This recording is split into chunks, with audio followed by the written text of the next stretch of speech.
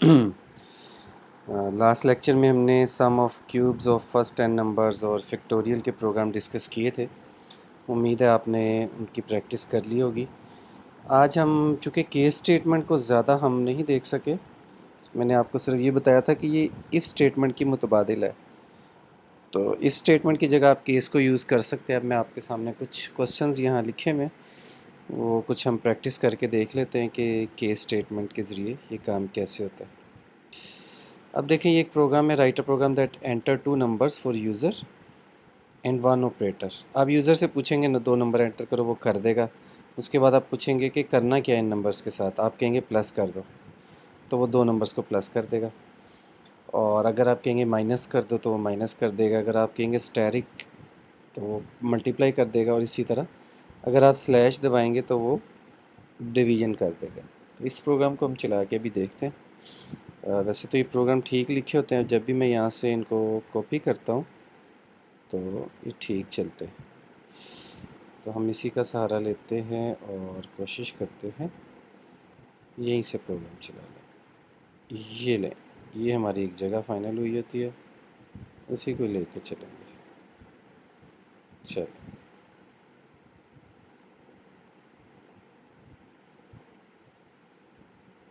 सही है, ज़बरदस्त।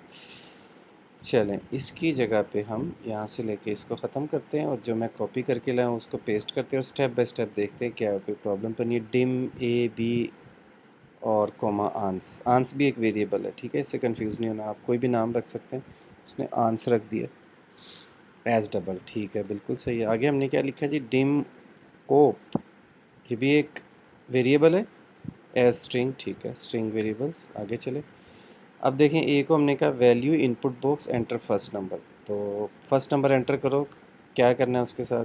चले हम तरतीब थोड़ी चेंज करते हैं, हमें ये तरतीब ज़्यादा अच्छी लग रही है। उसके बाद यूज़र से दूसरा नंबर मांगो, तो एंटर फर्स्ट नंबर, जब आप फर्स्ट नंबर एंटर करेंगे तो वो ए में स्टोर हो जाएगा।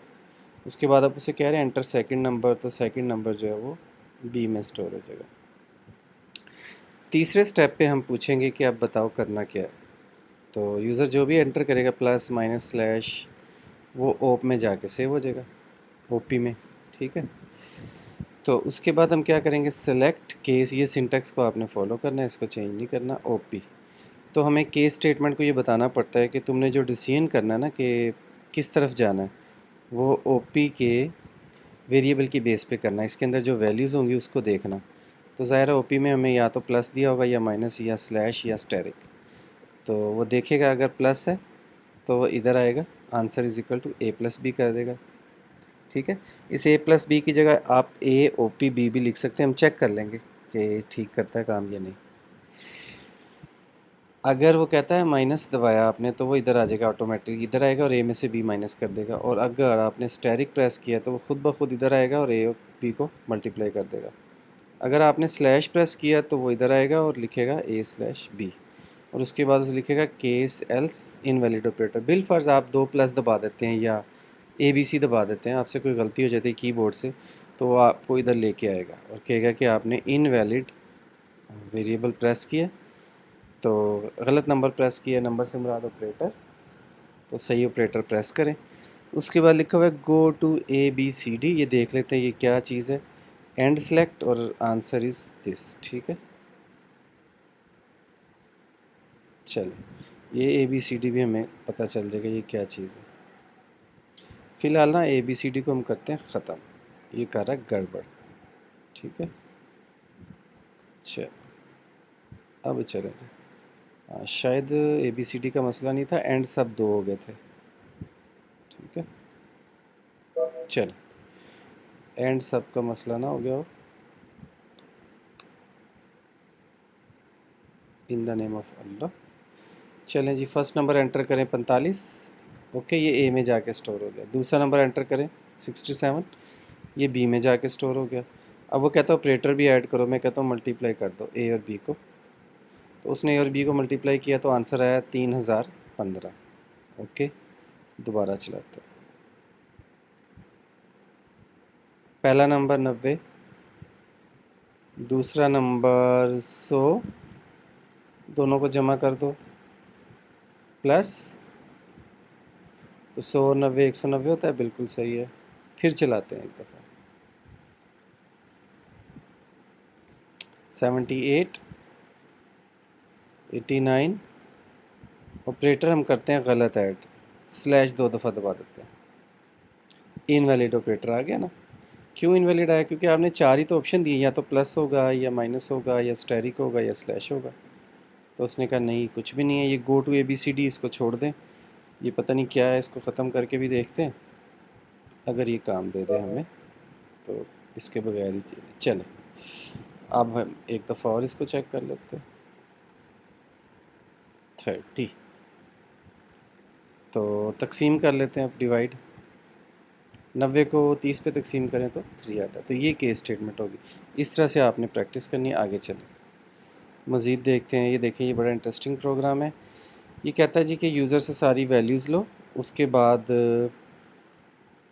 आप डिसाइड करो कि एरिया कैलकुलेट करना है या सरकमफ्रेंस। तो दोनों के फार्मूले लिखे हुए हैं। अगेन ये फार्मूले याद रखना आपका काम नहीं है। बिलफर्ज पेपर में कोई ऐसा क्वेश्चन आता है जिसका फार्मूला आपको नहीं आता, तो आप सपोज़ करके ना कोई भी फार्मूला लिखेंगे और मैं समझ जाऊंगा कि आपको प्रोग्रामिंग आती है, फार्मूला याद नहीं है, तो आपको पूरे मार्क्स मिलेंगे। चलें, इसको कॉपी करते हैं। ए की जगह हमने फाइनल की हुई है, इसी जगह पे आके हम सारे काम किया करेंगे। ये हमारी जगह है, ठीक है। डिम ए एज इंटीजर, ज़रा प्रोग्राम को समझ लें स्टेप बाय स्टेप। बिल्कुल ठीक है, ए का एक इंटीजर टाइप का वेरिएबल बन गया। उसके बाद dim are area circumference double type का ले लिया ताकि रेंज ज़्यादा मिल जाए या पॉइंट्स भी कवर हो जाए। उसके बाद इनपुट में आप मांगेंगे एंटर रेडियस फॉर सर्कल। तो यूज़र से कहेंगे सर्कल एंटर करे, वो एंटर करेगा तो वो आर में सेव हो जाएगा। उसके बाद आप यूज़र से कहेंगे कि enter 1 for radius 2 for circumference. आप यूज़र को गाइड करेंगे, या तो आपने 1 ऐड करना है या 2। अगर आप 3 एंटर कर देंगे तो गड़बड़ हो जाएगी। तो अब आपने कहा 1, तो ए में चला गया 1। अब देखें सिलेक्ट केस ए, ये मैं बार बार आपको बता रहा हूँ कि आपको ये बताना होता है कि आपकी जो सिलेक्ट स्टेटमेंट है ये सारी, ये किसकी बेस पे चलेगी? ए की बेस पे। तो अब ए में या तो 1 होगा या 2 होगा, तो 2 केस लिखेंगे, केस 1 और केस 2। प्रीवियस वाले प्रोग्राम में आपने देखा होगा कि केसेस को हमने डबल कोटेशन के अंदर लिखा था, ये देखें। तो करैक्टर्स हो जाए या स्ट्रिंग वैल्यू जो है वो डबल कोटेशन में ही आती है, लेकिन जो न्यूमेरिक्स होती है ना उनके लिए डबल कोटेशन की ज़रूरत नहीं है। आपने सिंपल लिख दिया केस 1। तो अगर यूज़र ने ए प्रेस किया तो इधर आ जाओ, अगर यूज़र ने एक यानी 1 प्रेस किया तो उधर चले जाए, 2 प्रेस किया तो इधर आ जाए बस। और अगर 3 प्रेस कर दिए या 4 प्रेस कर दिए तो इधर आ जाए। तो इसको चला के देखते हैं। पहले ये पूछ रहा है एंटर रेडियस, रेडियस एंटर कर दो 45। अब वो कहता है 1 या 2। मैं कहता हूँ मुझे एरिया मालूम करना, नहीं रेडियस मालूम करना। ये क्या इसने लिख दिया, एरिया ऑफ सर्कल। हाँ नहीं, ये गलत लिख दिया। चले मैं इसको सही करता हूँ, एंटर 1 फॉर एरिया। तो एरिया ऑफ सर्कल आ गया 6358। ठीक है, तो एंटर रेडियस आपने कर दिया, एंटर 1 फॉर एरिया। ये देखिए ये गलती होगी, ठीक है। तो इस तरह की गलतियां आप भी पॉइंट आउट कर सकते हैं। अब सही है। चलो अब मैं कहता हूँ वैल्यू है 23, 1 फॉर एरिया 2 फॉर सर्कमफ्रेंस। नहीं, मुझे 2 चाहिए, सर्कमफ्रेंस चाहिए। तो ये देखिए खुद ब खुद ये नीचे वाले हिस्से में आया, इसने लिखा circumference of circle is equal to 144। मैंने कहा ठीक है, फिर चलाते 5 3 4 एंड कर देता हूँ तो वो कहेगा इनवैलिड, इनवैलिड चॉइस। तो ये हो गया। तो ये बार बार आपको ये मैं रिमाइंड करवाता रहूँगा कि ये जो आपने काम केस स्टेटमेंट से किया ये काम इफ़ से भी हो सकता है। तो खूब प्रैक्टिस करें तो आपको अंदाज़ा होगा फिर कि केस का क्या फ़ायदा है, किन केसेस में केस स्टेटमेंट यूज़ करनी है और किन केसेस में इफ़ स्टेटमेंट यूज़ करना बेहतर है। चलिए ये भी प्रैक्टिस कर लिए, आगे चलते हैं। ये कहता है जी write a program that enter a single character from user and display either it's vowel और कॉन्सोनेंट। चले, वो कह रहा है कि आप एक कैरेक्टर ऐड करेंगे तो आपका प्रोग्राम आपको बताए कि ये वोवल्स हैं कि कॉन्सोनेंट्स हैं, ये वोवल्स नहीं है, जो भी है। ये इसका प्रोग्राम लिखा हुआ है, इसको हम चला देते हैं। वेरी गुड, बहुत अच्छे। इतना इजी प्रोग्राम जो कि सुनने में हमें काफ़ी मुश्किल लग रहा था। चलिए इसको भी स्टेप बाय स्टेप समझते हैं। Dim C as string, C is equal to input box, ठीक है। उसके बाद कैसे शुरू जी। अब देखें सी वेरिएबल ले लिया स्ट्रिंग टाइप का, ये भी थोड़ा सा हम इसको भी साथ डिस्कस कर लेंगे। आपको याद होगा ये हमारा टॉपिक अभी मिसिंग है स्ट्रिंग का। तो खैर स्ट्रिंग मीन डबल कोटेशन में आपको वैल्यू दें ए बी सी जो भी, वो स्ट्रिंग कहलाती है। तो अभी हम इसको चला के देखते हैं। एंटर सिंगल करेक्टर, ठीक है। Single character mean A E I O U, E capital E, capital vowel, उसने बता दिया कैपिटल वावल है। फिर चलाते हैं स्मॉल ई, स्मॉल वावल।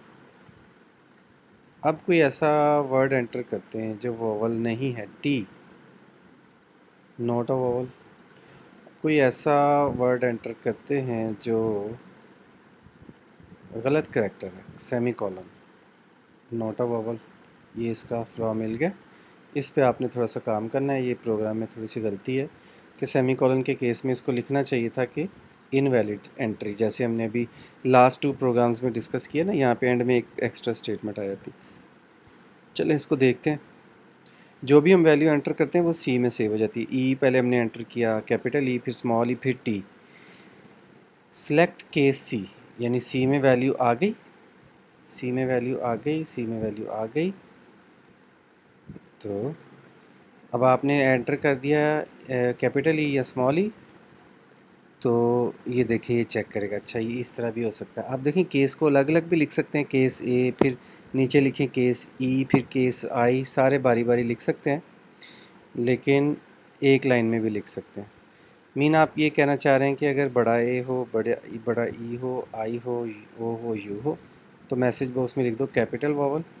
अगर small A E I O U हो तो स्मॉल वावल लिख दो, और अगर ये दोनों ना हो तो लिख दो नोट अ वावल, ठीक है।